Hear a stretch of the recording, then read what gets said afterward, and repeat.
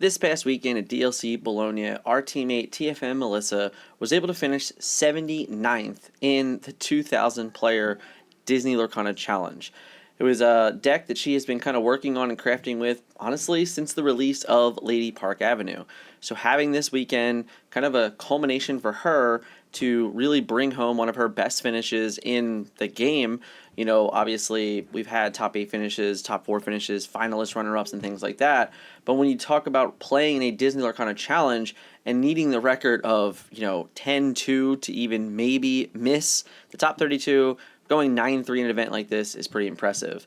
Off the backs of that, we had a team meeting, and we really wanted to take this opportunity to put it out there, have the conversation go live, see people kind of get behind her thought process, and in general, the team's thought processes on the dogs deck in general. So, without further ado, here you are. All right, so purpose of this is kind of going through the weekend for Melissa and kind of the choices that she made to end up playing this deck. We have a bit of a benefit here because she played it a couple weekends in a row, had a lot of success with it. I took the time today. I literally built all of the decks from this past weekend that we all chose to kind of like openly have these conversations. I will lead some of these. Melissa's going to lead one. Ben's going to lead one. And we're all going to have like a nice open conversation and dialogue about kind of the questions. So we have Amber Emerald Dogs here. This is a deck that Melissa decided to play. And I guess the first question for Melissa is really, really simple. Melissa, what made you play dogs in Bologna? Um, Two things. I would say the first is that for the first few weeks of the meta, I was running Amethyst Steel pretty consistently with, I'd say, above average decent results. I was going like X3 in larger tournaments, 9 round events, which was one win shy of getting into top 16 and forward.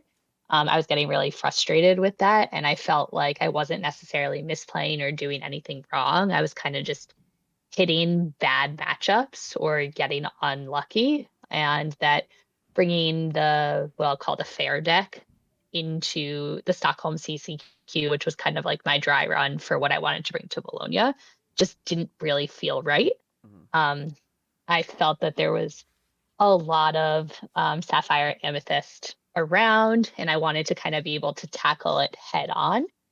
And based on personal playstyle and experience, I felt that Amber Emerald Dogs was the best way for me to tackle that. So we played it in Stockholm and in Bologna. Talk to me about some of the core changes that happened in those in between weeks. Yeah, so I believe I ended up making 5 changes in between the 2 weeks. The first one is that I added the Heffalumps and Woozles. The week before, the two Heffalumps were two improvises.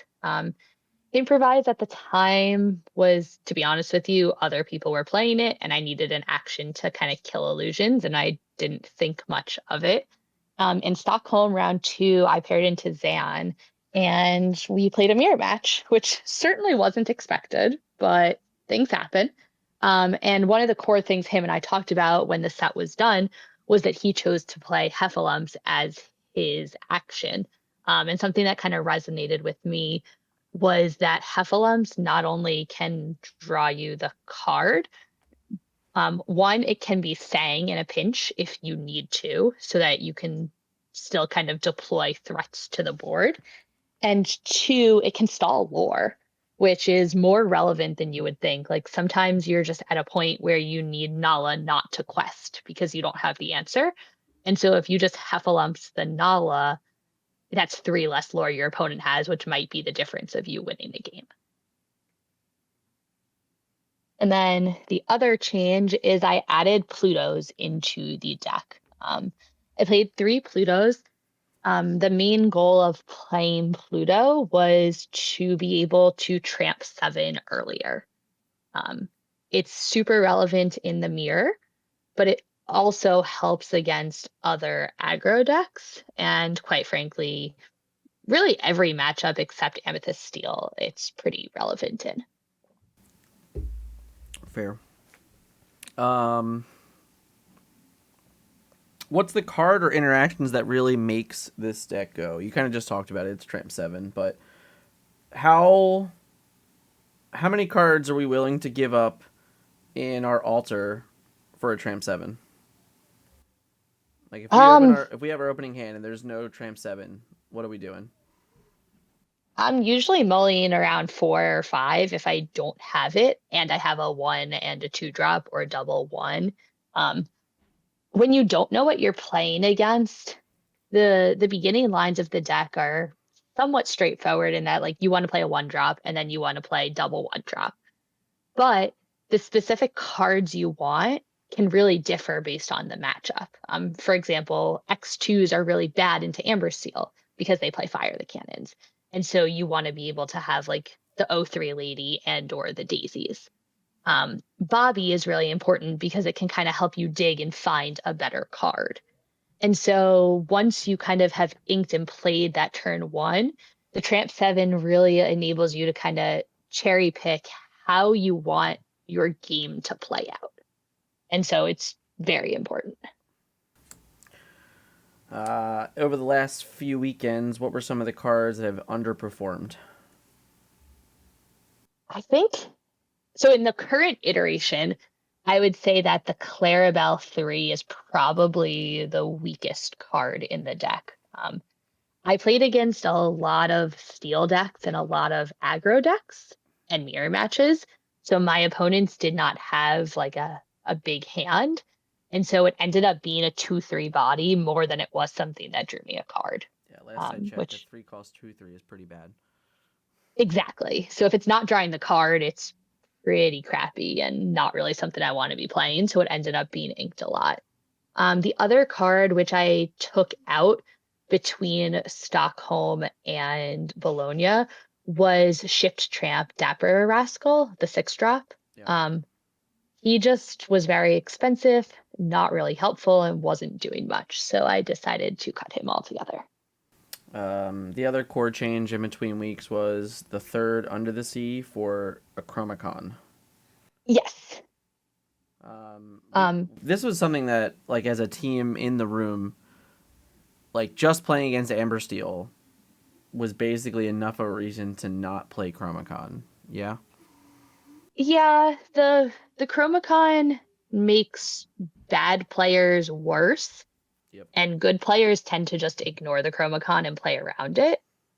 So it wasn't really doing enough in the matchups where I felt I needed points. Mm-hmm.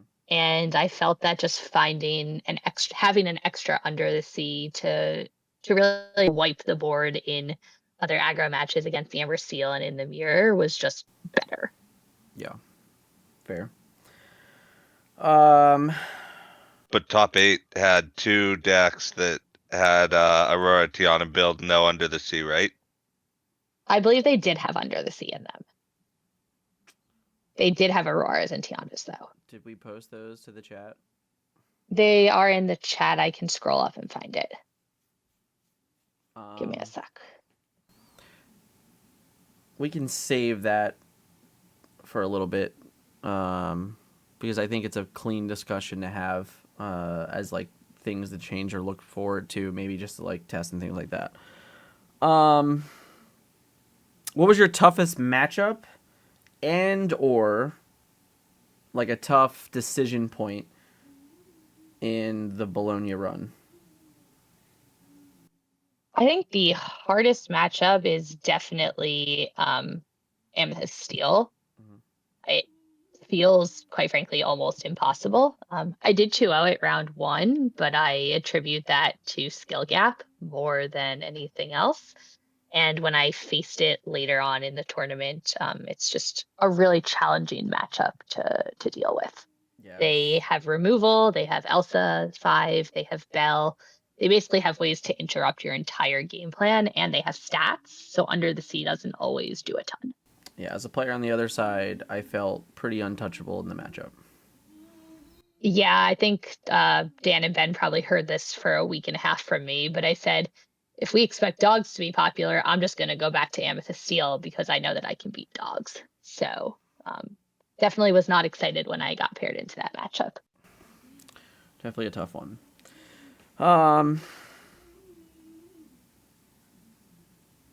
we kind of talked about this in the pregame, but your expected metagame was correct, right? Like the only thing that you would have been hopeful for in your run would have been seeing one less Amethyst deal probably.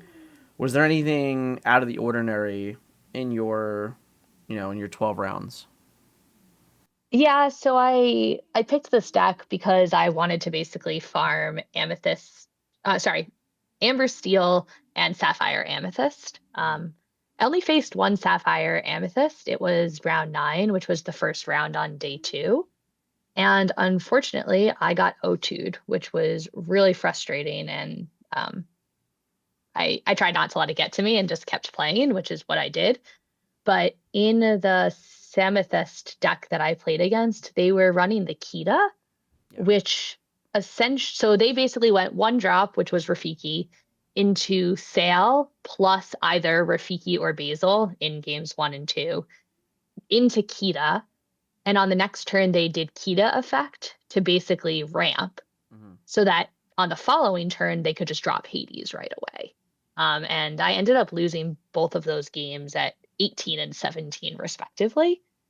I'm very confident that if I had what should have been my turn 6, or like their turn 6 before Hades came down, that I would have been winning those games even without being able to quest on my turn 2.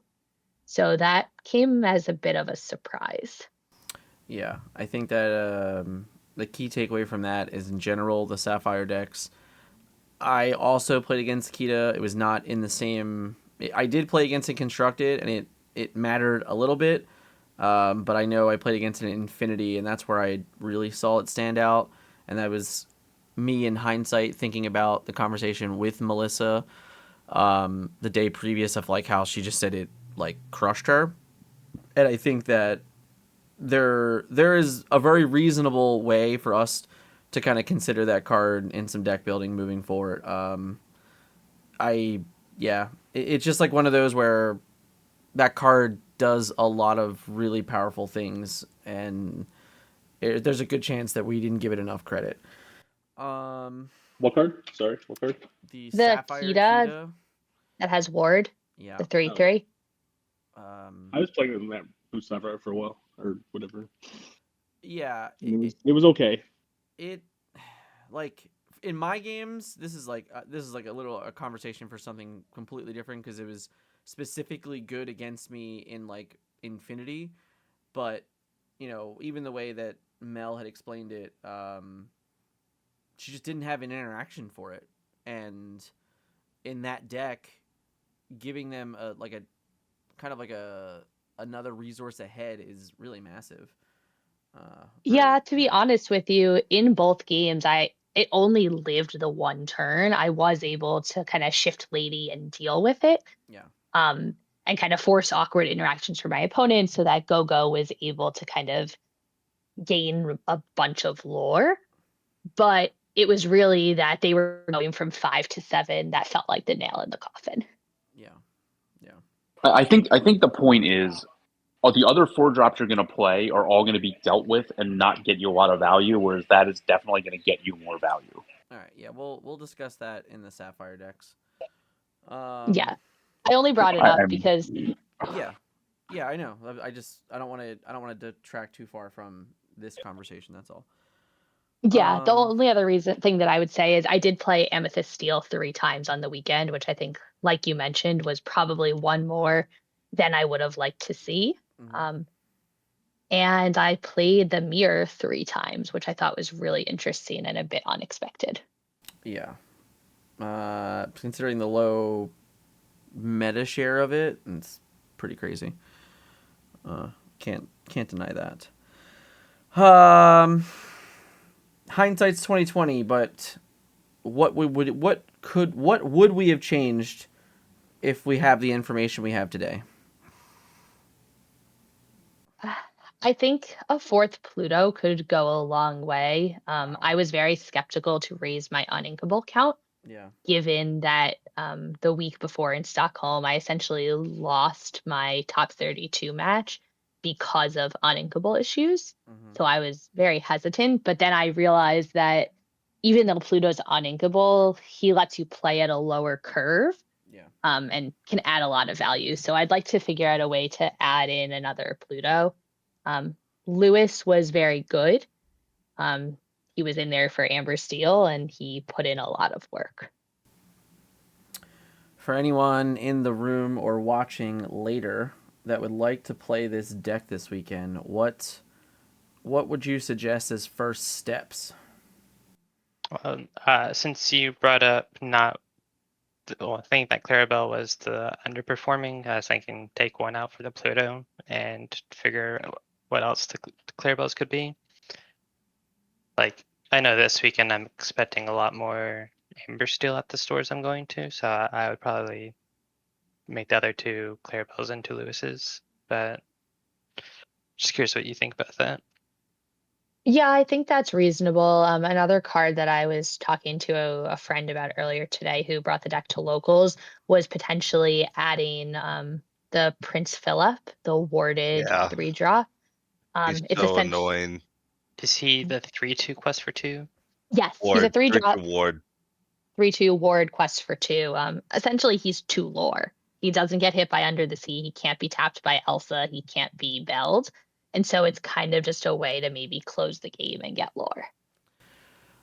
I'm pretty confident I'm wrong, but I just want to have the conversation. What about the Ward Emerald Scar, that when you challenge things that are damaged, you draw cards? It's funny, I was actually looking at that card earlier today because I was trying to figure out card draw. Yeah. He's We don't- unequal, right? I don't know. I think he's Yeah. inkable. I think he is inkable, but I could be wrong. There's also Chip, like a 3/4 comes into play exerted. Yeah, I think the one Dan was talking about specifically just doesn't really fit what we're like trying to do. Yep. We don't really challenge unless we're like intentionally challenging because of go-go. Or So Tramp, I'm not yeah. sure that would add value. I know Nate at one point was talking a lot about Captain Hook, so that's another card that's on my mind to maybe test out. Which Captain Hook? The one that, like, when he's banished, you draw a card, right? Or when he's challenged, you draw a He's a card? 1/4. He's Emerald a 1/4. Yeah, Emerald 1/4, 3-drop quest for 2, and when he's banished in a challenge, or when he's challenged, draw a card, I believe is his text. Yeah, I think it's when Yes. Does he also have Ward or no? He does No. not have ward. Okay. But it does say opposing pirate characters can't quest Got him. for whatever that was. Got him. No questing Captain Hooks. So I'm not sure if that's good enough. It's just another card on my mind to think about. Fair.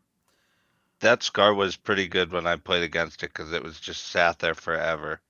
Yeah, I mean, I couldn't interact with it. that's what Ward characters do, right? Yeah. No, that's why I bring it up. Like, it was just a totem Yeah. that, like, you couldn't deal with. You can't Elsa exert it. You can't fire the cannons it. So, like, they were getting value off of it. Yeah, it's just a matter of, like, paying 4 to take a turn off, and then when you don't use it, it's pretty terrible, probably. It's like the same thing as the Clarabelle, right? Like, if you pay 3 for this 2/3 and you don't draw a card, I mean, this card's like terrible in every format. So Yeah. I don't know if like replacing a conditional draw with a higher costing conditional draw is correct either, you know? Yeah, it's definitely the 2 or 3 spots that I want to toy around with the most. Yeah, fair. For Melissa in general, what's your next steps with this archetype? I want to figure out if there's any way to beat Amethyst Steel against like a good pilot. I don't know the answer to that right now, but given how well the deck performed, it's definitely something on my mind. Like, we can play team dodge all we want, but we also need to be prepared for when that doesn't happen. Yeah, I think it has a lot less to do with the deck construction as it does to trying to find this like the best cards you need in the matchup to be successful. And then Yes. like really using the altar to try and get those things. That's kind of my guess, based on like my experiences. trying to beat bad matchups with other decks. Yeah, that makes sense to me. At this point, open up to the table. Any questions for Melissa that you might want? So the decks that did well and made top 32, I didn't see any of them playing Lewis, and I saw a lot more O4s. So what are your opinions on those two things? The O4s are interesting to me. I think there's value in that they can't be fire the cannons. So it's definitely something to think about. But part of what I think makes this deck really strong is the ability to force your opponents to challenge and then be able to use go-go to gain lore. And I don't think the O4s really help that game plan. So I want to spend some time testing to see if they add enough questing power to make a difference. The Lewises in particular, I spent a lot of time testing with and without him, and I'm very confident that he helps me beat Amber Steel, most notably after and Under the Sea when they then play another character that you need to deal with. So I would not be comfortable dropping him. Yeah, that makes sense. Thoughts on Tiana after spending a day playing it? It feels very mid to me. I think that similar to Chromacon, if you know how to play around it, there's a lot of ways to deal with it. And I'm not sure it does enough to shore you up. I know this is impossible, but were you able to find any information on their kind of runs by chance? I have not, and I'm still trying to figure that out. Okay. I want to say that one of them played against a lot of Sapphire Amethyst. Sure. I think one of them is a famous One Piece player. Okay. Yeah, I think that's the one who had a bunch of Samethysts in his run. Enriqueo Maria. That sounds correct. I would not have any idea. I don't know what famous is either. So Sure. Anything else before we move forward? The one thing I would just kind of generally call out is inking decisions are really important in this deck, arguably more than other decks because of the ability of Lady 5, Miss Park Avenue, to bring 1 and 2 costs back to your hand. So, for example, cards like Tramp 2 and Go-Go, you really never want to ink because even if you pitch them off of a Tramp 7 or off of a Bobby, you want to be able to bring them back later when you shift a lady or if you get to 5 when you just play a lady. And so there's a lot of like forethinking of what am I doing now and what implication does it have later that some other decks that I've played don't have. Fair. Okay. Thank you, Melissa. No problem.